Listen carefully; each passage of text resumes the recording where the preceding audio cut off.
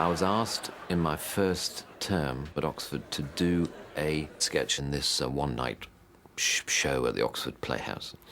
And I'd never written anything, and I'm not really naturally a writer. So I just had to invent a sort of, 5 minutes of something at 48 hours' notice. I just stood in front of the mirror and started to mess about with my face, basically. And this strange, surreal, non-speaking character evolved.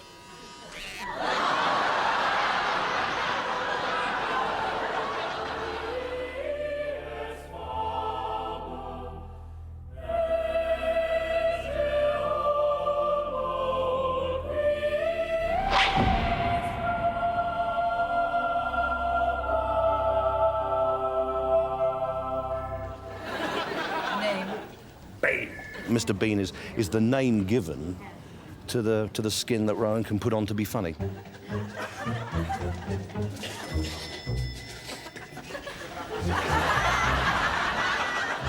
You've got a character who is quite intelligent and subversive, but you've also got a character who looks odd and behaves in an odd way and has odd solutions to problems.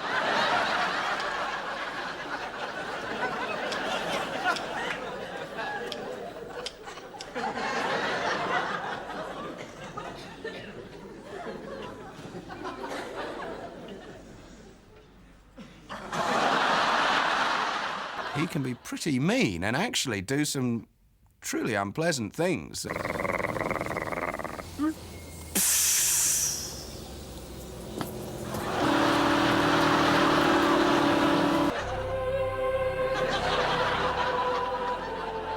story of Bean is inextricably linked with the story of Rowan Atkinson.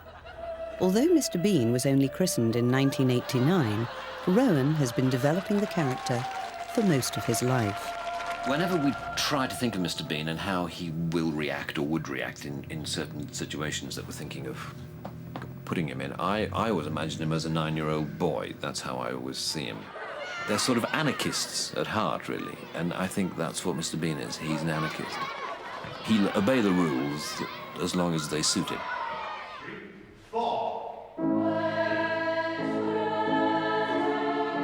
Rowan Atkinson was educated at Durham Cathedral Choir School. He is still remembered by his old headmaster, Canon Grove. I had a member of staff named Cyril Watson who produced plays, and one year he chose St. Joan. And it was obviously a spark of genius on his part to see that Rowan was the perfect person for the Dauphin. It was quite camp. I seem to remember the first and possibly last time I've ever played someone truly camp. Shaw's own description was that the Dauphin was a pathetic little creature, yet irrepressible, with a cheeky sense of humour, and always liable to get his own way in the end. And that could be a sort of scenario for Mr. Bean.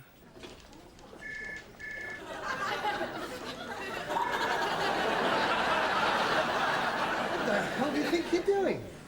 Pinching my bottom in a hospital queue. The first impression he gave was that he was an extremely shy little boy. Though he did say that he had begun his sort of career by being taken by the boys down into the change room and asked to make funny faces for them. I seem to remember standing up in the changing rooms when I was 10 or 11 or something and putting on a performance. Ainsley, Babcock, Bland, Cart Horse, Dint, Ellsworth Beast Major. I think it's very likely that the funny faces were myself and my colleagues. Most of you, of course, didn't write nearly enough. Dint, your answer was unreadable. Put it away, Plectrum.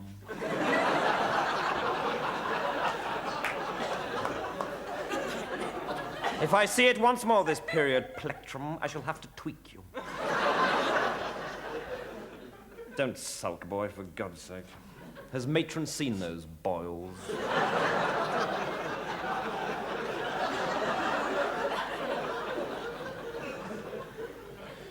Horrid little twerp. I seem to remember making people laugh, but of course that was pre-adolescence. And I think once adolescence set in that I never really performed off stage or off screen ever again. It was only before the self-consciousness set in. I think I was quite sort of self-contained. Not, I hope, a loner, but sort of not really requiring the constant company of my friends in order to enjoy myself. Oh.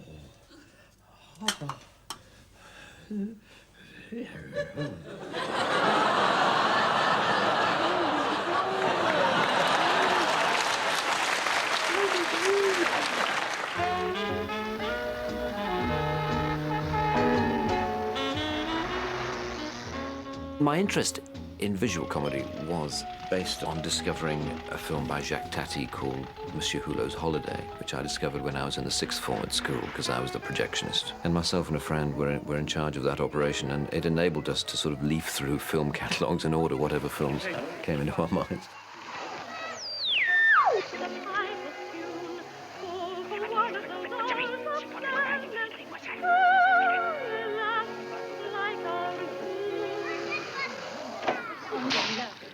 It just struck a chord with me. I so admired it. It was a kind of an uncompromising comic attitude and setting that I really admired.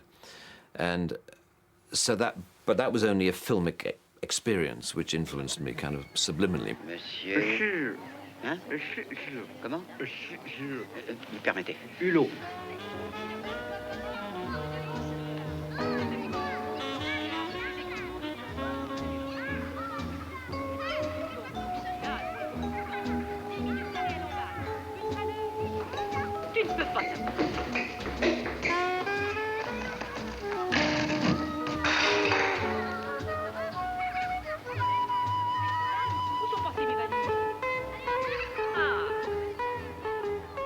It was something that I forgot about, really, for the 3 years I was at Newcastle University, from where I went to Oxford University. And it was there, really, that it sort of returned. My background and my natural inclinations were fairly northern. And suddenly I was in this very sort of cultured, more sort of southern environment. And, you know, and I was working with, you know, all my friends, if you like, were reading classics and English and French literature. I was the only one reading engineering science. When I first met him, he was nervous. And he was odd. I mean, there was a lot of sort of nervousness about being around women generally, which, of course, is fantastically endearing. Ah, Lorraine. Morning, Robert.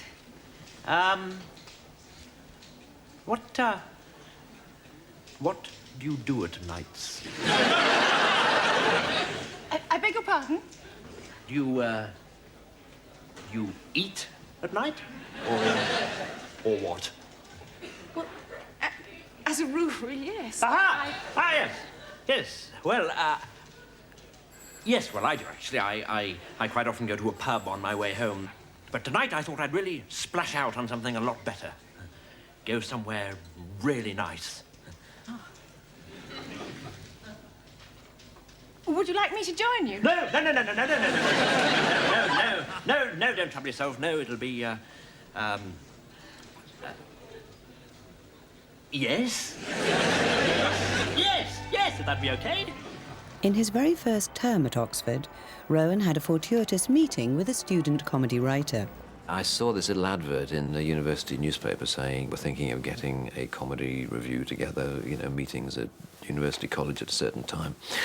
So I thought I'd beetle along because I felt as though I had an interest. And Richard was there. Yes, Rowan and I met at a tiny scriptwriters conference in a Don's room. In the summer of 1976. And I remember he was very bright, very talkative, which I wasn't. Because he was very quiet. He didn't say anything for the entire 2-hour meeting. But he kind of made up for whatever contribution I was lacking from me. And then finally one day, we were asked whether we had anything we wanted to put into the review that we were going to do. And Rose stood up in the room and performed these 2 sketches that he'd worked out, which were replete with such flagrant genius. Unfortunately, it was the first time we heard him speak.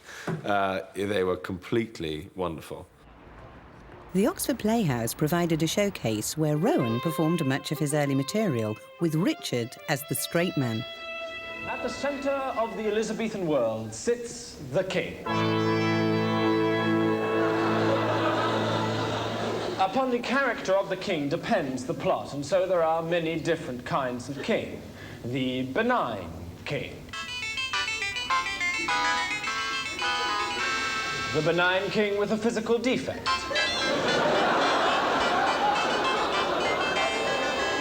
The benign king with 2 physical defects. The mad king.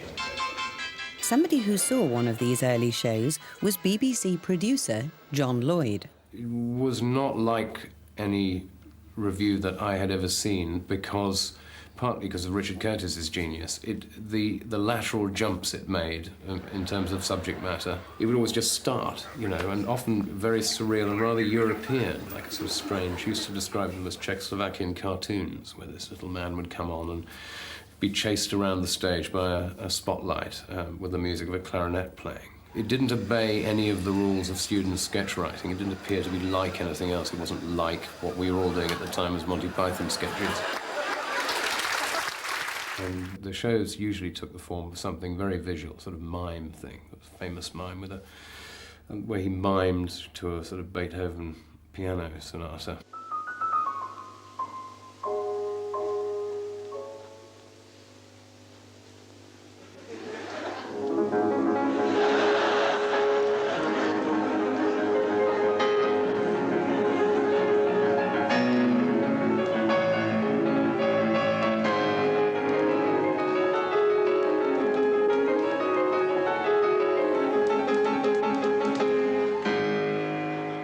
Another of Rowan's long-term collaborators is composer Howard Goodall.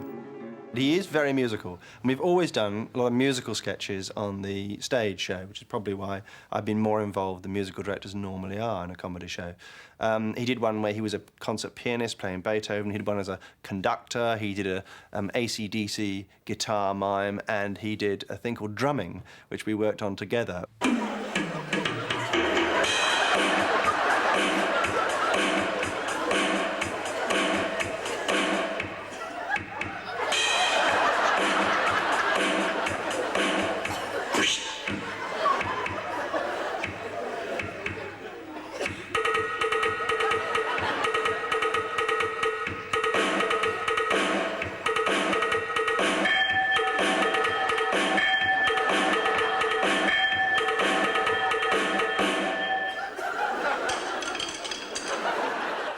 Well, I was friendly with Richard Curtis, and he was in those days Rowan's straight man.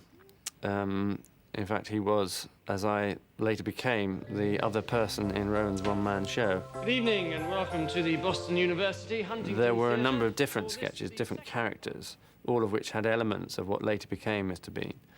I can remember one when he was a sketch about someone on his first date. The first crucial step is having arranged to pick up your date not to look like a complete idiot when she opens the door. Best to look as though your attention has been momentarily distracted. But when you do notice her, it is vital to say how pretty she is looking straight away. But don't overdo it. He is very, very careful about everything he does. He works out everything in advance. And it'll be the same performance every night. But it was much more like preparing a play. And I think in that regard, he is more like an actor than a comedian, that he'll work out, he'll spend, a long time working out the dynamics of a particular scene. Once in the car, there are various ways of driving. If you drive like this,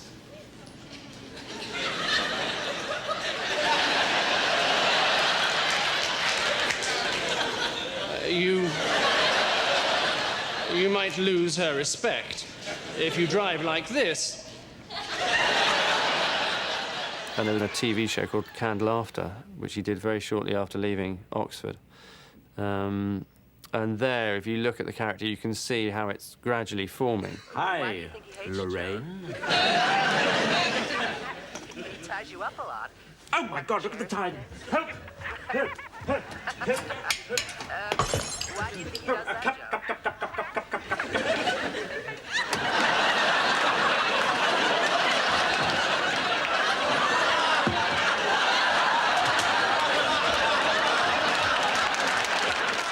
Richard Curtis and I were writing a full stage review for Rowan with lots of different sketches, and we wrote a couple of silent ones for him, one of which was called Cheating, which I was particularly involved in, and, well, you know, we co-wrote the whole show. And that later became a Mr. Bean sketch. It didn't change, really, at all. It's just that we didn't actually call it Mr. Bean at the time. I think what he did is to take elements of those different characters and package them together. And that's, I think, probably how Mr. Bean was born.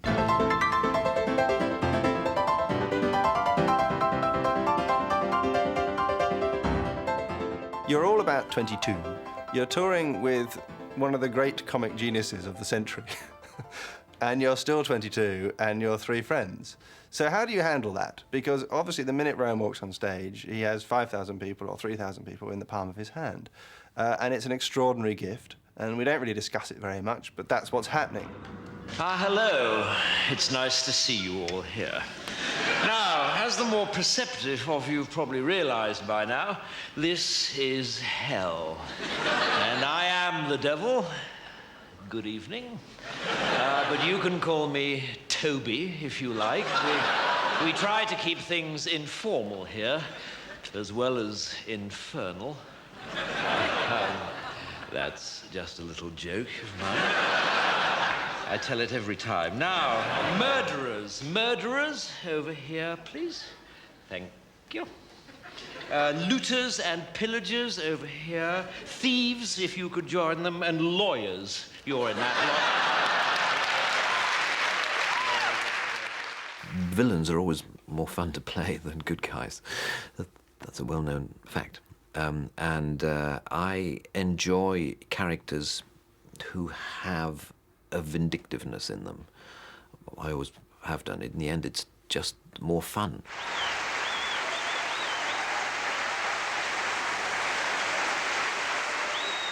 I think the rest of us found it quite difficult to adjust to the fact that he was becoming very famous very quickly, and we were still who we were.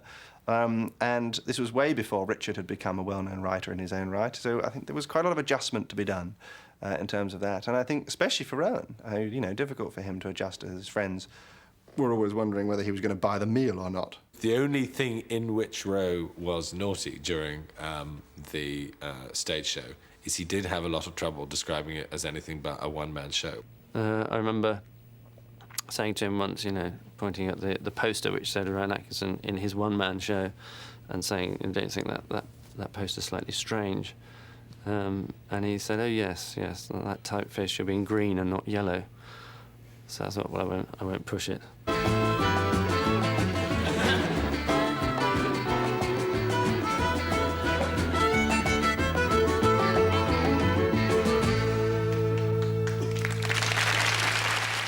John Lloyd asked if I wanted to join this team of people he was getting together to do a new topical, satirical comedy sketch show. The BBC, who in those days were much more paternal than they are now, said to Rowan, it would be much better if you had some other people in the show, because then if you're good, you'll shine, and if you're not good, they'll support you, and it'll mean you don't have to do a quarter of the work. So I was at this crossroads, really, and I had to choose between doing a show on my own or doing a show with 3 others. And there was no doubt in my mind which way to go. And to the presence in his room, he said, "What writest thou?" The vision raised its head, and with a look made of all sweet accord, answered, It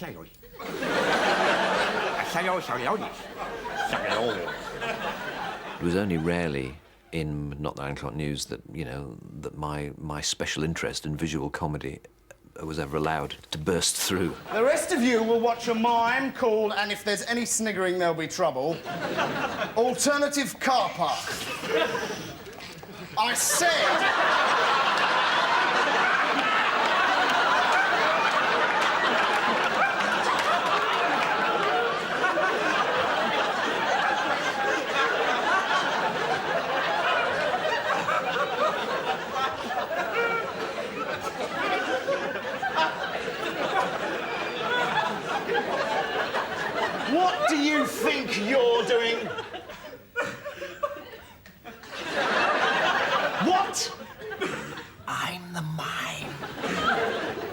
Well, why didn't you say so? Right, get on with the mime. I am a mime. My body is my tool. The ideas we had for visual characters were, you know, rather unfocused, let's say. But the man who bumped into the tree was one of those rare occasions when it sort of got through. I can remember Richard Curtis and Rowan coming in very early, not the 9 o'clock news, and saying, we've got this great, great script, it's the best script we've ever written. And it consisted of, it says, Rowan is walking down the street and he sees the camera and then bumps into a lamppost. And I turned over the page expecting the great delivery of the line. I said, well, what's this? What's the joke? They said, well, it's really funny. I said, this isn't funny at all. It's hopeless. It doesn't work at all. And they said, well, can we do it? Please, please, please. Can we have a couple of hours with the camera? And I said, sure. They went off and shot it with the director. It came back, and it was absolutely brilliant.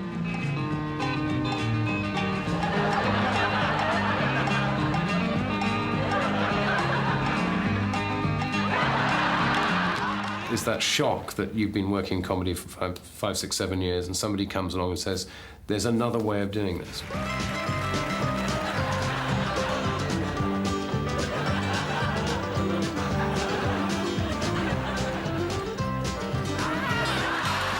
He has not had to compromise. He's done pretty much exactly what he wants to.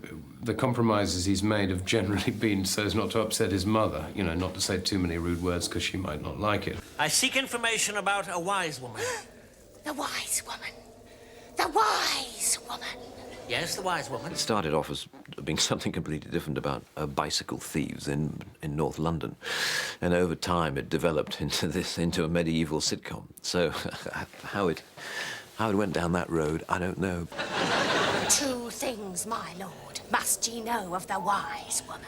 Yes? First, she is a woman. And second, she is... wise? You do know her, then? No, just a wild stab in the dark, which is incidentally what you'll be getting if you don't start being a bit more helpful. I delighted in Blackadder in those very long, ornate things, you know, Baldric, that's the most disgusting thing I've seen. Since Cardinal Wolsey got his knob out at Hampton Court and stood at the end of the passage pretending to be a door. Oh, shut up, Balders. You'd laugh at a Shakespeare comedy.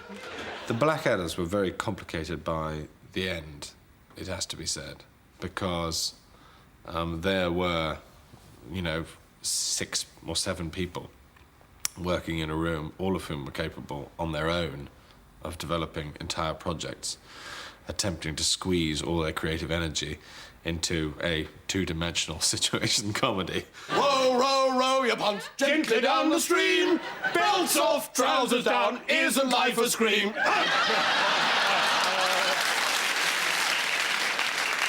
Fabulous. University education. You can't beat it. Bravo. Now, what have we here? Name? Baldric, sir. Oh, tally-ho, yibbity-dap and zing-zang spill-it. Looking forward to bullying off for the final chucker? Answer the General, Baldric. I can't answer him, sir. I don't know what he's talking about. Are you looking forward to the big push? No, sir, I'm absolutely terrified. The healthy humour of the honest Tommy. Don't worry, my boy. If you should falter, remember that Captain Darling and I are behind you. About 35 miles behind. There are two Rowan characters, principally. There's the absolute bastard, who's the schoolmaster character, or Blackadder. And there's the funny, wibbly little man.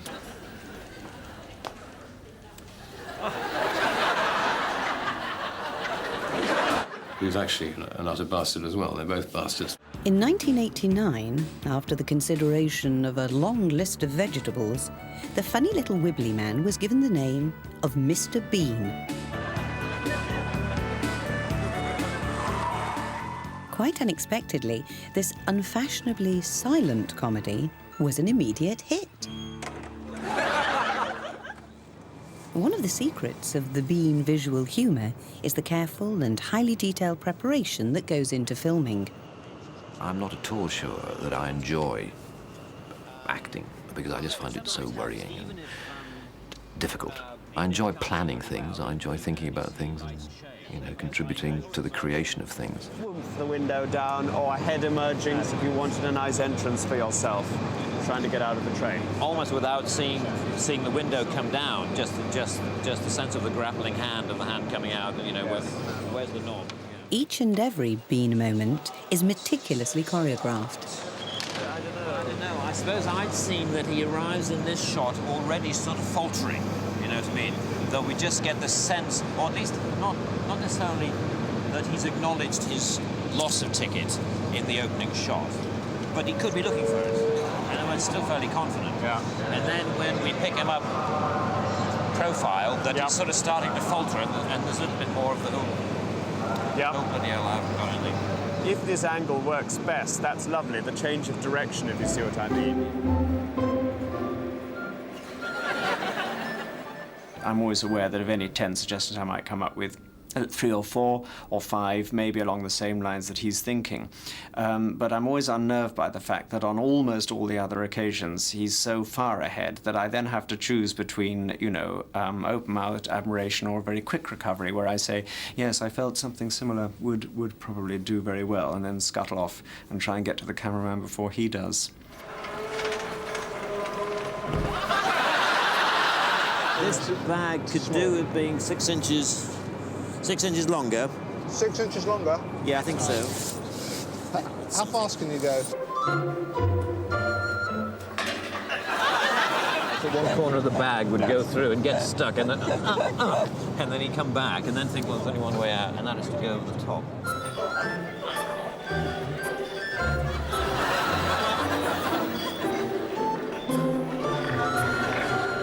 The co-writer, Robin Driscoll, collaborates with Rowan on the improvisation of Bean. Might be nice tea bag, you know, if you do a bit of a caterpillar and you get up and you think, well, freedom's inside.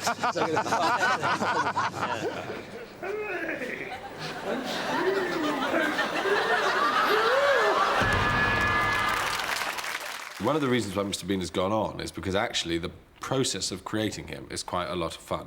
You think of a basic situation, just as you're walking around, you're in a barber shop, and you think, yes, this is a place where people don't talk to each other. And then you sit down at the computer and you think through, as you would with a normal piece of writing, 5 things that might happen. Sorry, look, can I just leave Jamie here with you for a moment? I mean, I've left my purse in the shop back there. But just give him a good haircut, will you? Be good, Jamie. Sorry to stop, but I have a feeling that if this happened, that Bean would, or at least some, you know, normal people would say, hang on a minute, he'll be back in a second and I'm first. You know what I mean? But they'd be, because in the end, the real barber's only 10 yards that way. So he would, I'm not sure he would immediately presume to take on the role of the barber unless he had an extra kick. I mean, maybe actually Jamie says something like, come on. Would Jamie take his own cap off and look at Bean so that we see you? Yeah, like that expectant thing. Yeah. And there's a kind of moment between the two of you. Yes. Yes, that might be quite good.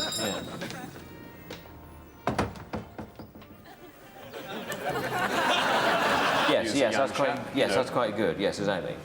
Good. Yeah, that might be all I need.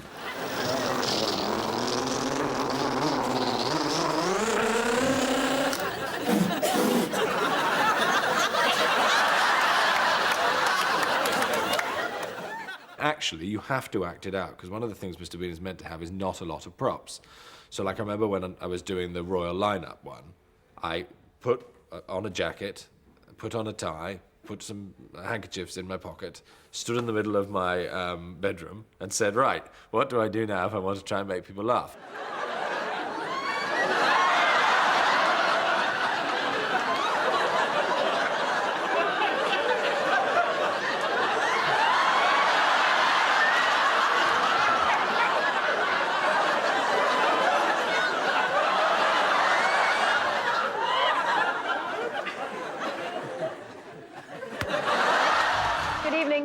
Bean-O-Mania. Mademoiselle, yes, Mr. Bean. O como una aludía y se llama eso, Mr. Bean. Nous verrons bientôt sur France 3 Mr. Bean. Ladies and gentlemen, please welcome Mr. Bean. Uninhibited by a language barrier, Mr. Bean has become a truly global success and is now watched in over 100 countries around the world. The character was always meant to be international. The inspiration came to Rowan while on holiday in Italy. I just remember strolling through Venice and seeing all these souvenir stores selling posters of George Michael and Phil Collins and Duran Duran, I think, at the time, and thinking, well, there you go, you know, Englishmen all, but hordes of Norwegians are very keen to buy posters of them. Why does comedy not have an international dimension? Well, I certainly never wanted pop star recognition and accoutrements. In fact, we did experience it once in Amsterdam when I went as Mr. Bean to sign some videos. And there was this kind of, you know, near riot, and I had to be smuggled out of the back of the store. It was a most peculiar thing, you know, when you get a sense of that, you know, what it must be like to be Madonna. But I have to say it was an experience that I didn't enjoy at all. But despite this extraordinary success, Rowan was keen for a new challenge. Bean the movie offered a whole new set of possibilities, and in 1996 it went into production. Reset. Ludicrously nominated by the National Gallery as their representative, the funny little Wibbly Man finally arrives in America.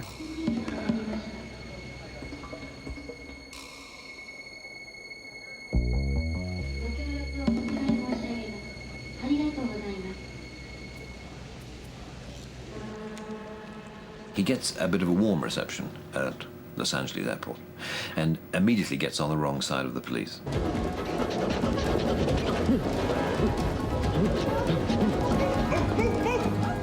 Police! Everyone on the floor, now! Not you, sweetie.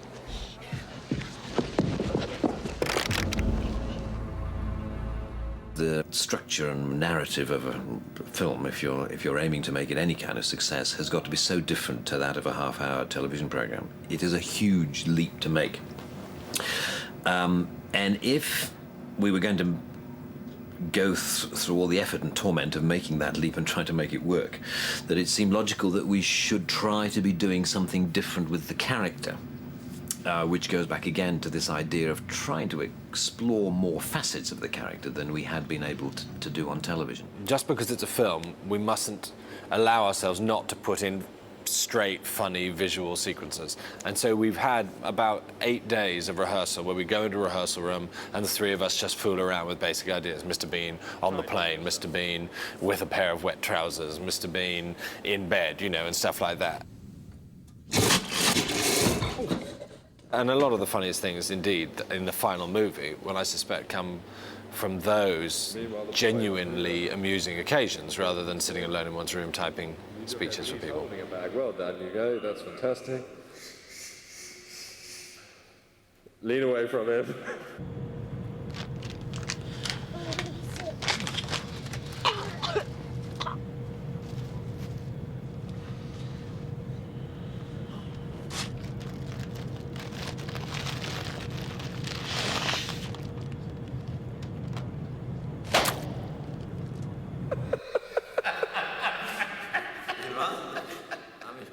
Rowan has always been more comfortable working within a close circle of collaborators, and Mel Smith, director of The Tall Guy and co-star of Not the 9 O'Clock News, was an obvious choice to direct the Bean movie. In the TV programmes, there are no real consequences to what he does. I mean, there are consequences in the short term, within the 10-minute sketch or whatever it may be, to the people who are in the vicinity. The interesting thing about doing a film is that there are real consequences in our story, and what he does actually impacts on other people. He's a genius, huh? That's what they tell me. Well, it looks like a fruitcake to me. It's so simple, you know, it is so accessible. It's so manifest, really, to anybody. Some people who prefer a bit more intellectual content are probably disappointed by most Mr. Bean sketches and may therefore be disappointed by the film. But that doesn't worry me so much. I enjoy the simplicity of him and his comedy, and the sort of universal identification, I think, that people throughout the world seem to feel for the character.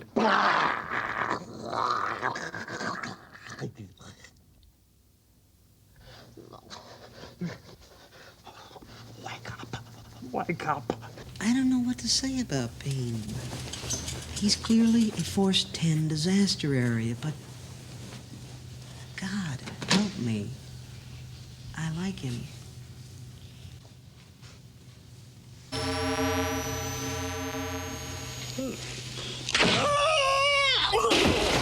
I mean, quite a lot of Bean is very extreme, but quite a lot of the stuff that I like the most is when he's just sitting in a chair in a dentist's waiting room with sort of nothing much going on, and just watching him and how he bides his time always amuses me greatly.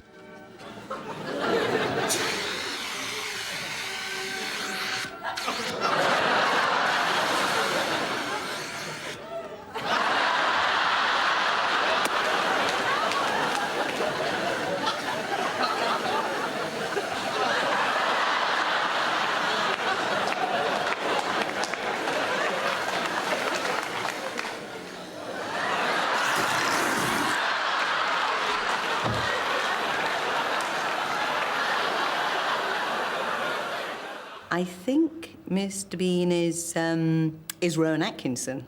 I mean, I've sort of seen him be that person in his own life. So I think, you know, they're not that far apart. If you're going to present a situation visually, I think the character or the personality that you create in order to present visual comedy comes from very deep within you.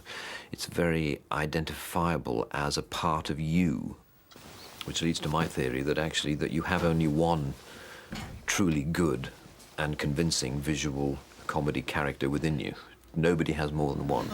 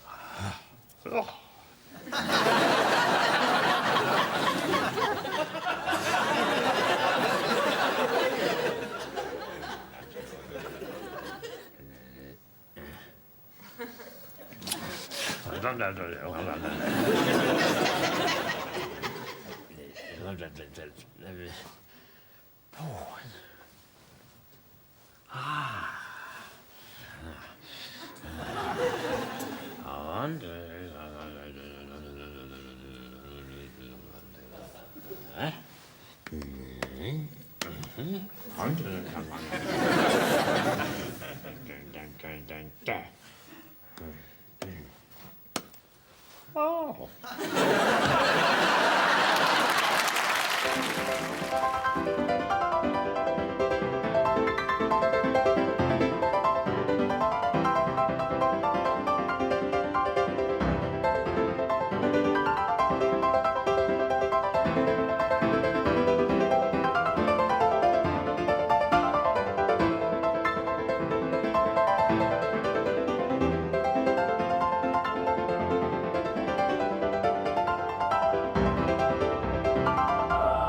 I sometimes speculate about where I'd be now if I hadn't, you know, decided to take that plunge and write to those agents and take it seriously, and whether I'd be, you know, in some small research laboratory near Swindon doing amateur dramatics every 3 months. And I'm sure I would be enjoying it greatly.